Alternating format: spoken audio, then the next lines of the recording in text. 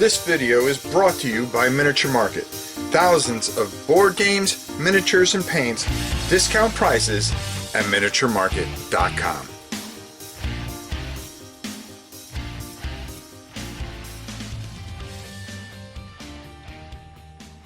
Hello everybody, welcome to Sci-Fi Saturday, and today we are diving hard and heavy into probably what is the greatest sci-fi movie of the 50s. I figure we start there and work our way down. Don't get me wrong, there are just so many great movies, but this one is one of my favorites, and I really wanted to talk about this one to really get this started off, and that's The Day the Earth Stood Still, not that horrible abomination that was made in the 90s.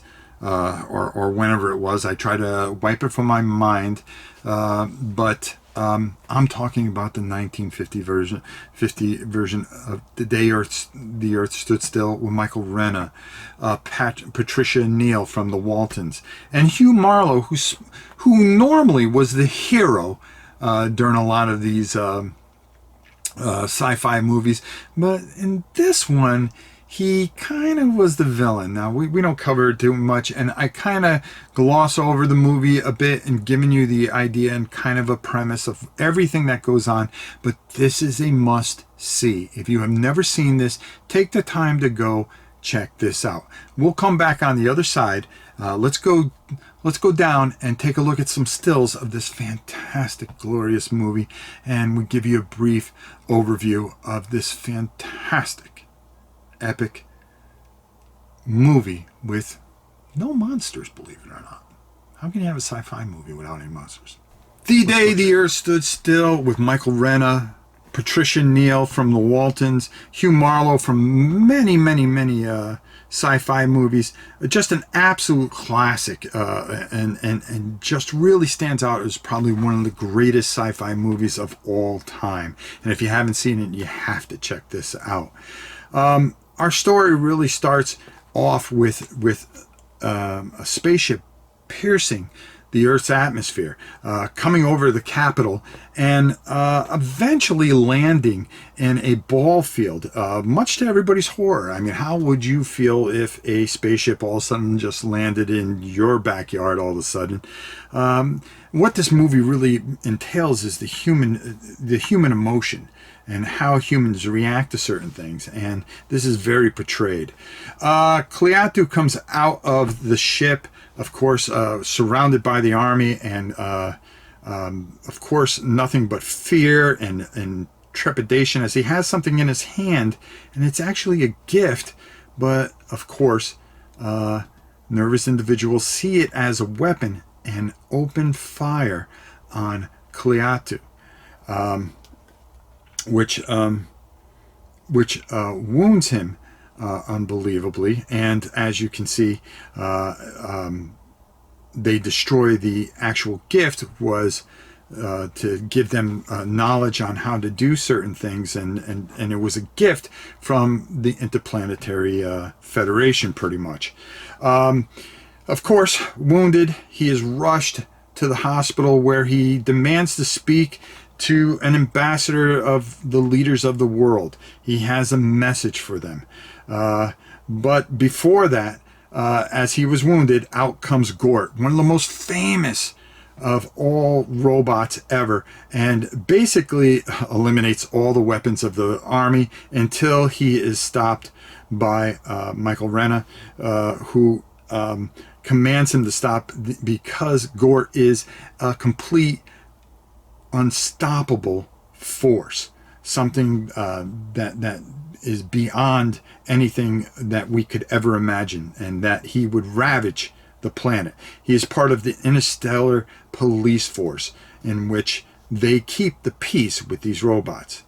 As I said, Michael Rena, who was injured at the time, remarkably heals pretty quickly and demands to speak to our leaders, which they say is basically impossible. His message wasn't for one leader, but all leaders. So after they refuse, he just shakes his head at the folly of man, of course, and decides to, before he delivers the fate of what could be the utter destruction of Earth, he wanted to live amongst the humans to find out what makes them tick, to see if they were worthy of the stars. And he runs into Patricia O'Neill and Tommy, her son. She's a single mother, and as they discuss and talk and understand, he starts to learn more about them, and she's more intrigued by his absolute kindness and how different he was from everyone. At this point, he becomes very familiar and decides to spend the day with Tommy, where Tommy shows him around and learns things about how humanity works. And this part is very pivotal right here, where Cleatu learns about war and how many lives were lost for the pursuit of democracy. And we learned that Tommy's father had died in the Second World War.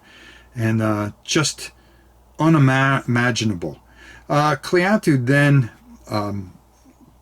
continues to see how daily life is and talk with Tommy, and eventually comes up with the idea to talk to one of the smartest scientists in the world, and that is Professor Barnard, who he asked them to kind of gather all the scientists of the world so they can convey their message to their leaders. And they said, well, how will I do that? And they come up with the idea of an event to make the world actually stand still. Nothing would work. No cars, no electricity, no anything except for planes and stuff like that. He programs it here in his ship and makes that happen. And the Earth stands still for 1 hour. To which, while Tommy was spending time with Cleatu, he had followed him to the spaceship, and while he went to go do this, and told his mother, and as you could see, they found him out. So he then reveals himself to Patricia O'Neill, in which, of course, because he was missing, they step up to hunt for the spaceman, because they had stopped the world for an entire half hour, and they're trying to hunt him down. Where Cleatu is trying to make it to this meeting, but unfortunately is shot and pretty much mortally wounded.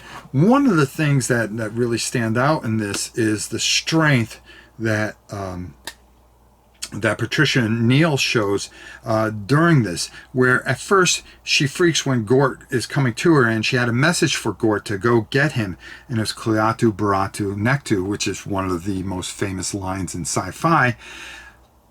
She gathers her strength in a moment of fear, and then gathers her strength and repeats those words, where he gets Cleatu, heals him, and then makes the meeting, in which he delivers this message of how it works outside. And now that the world, the human race, is starting to expand beyond their world, that in order for them to be a part of this expansion, that they need to get rid of violence and to figure themselves out, because if they bring their violence to the stars, they will only meet with destruction.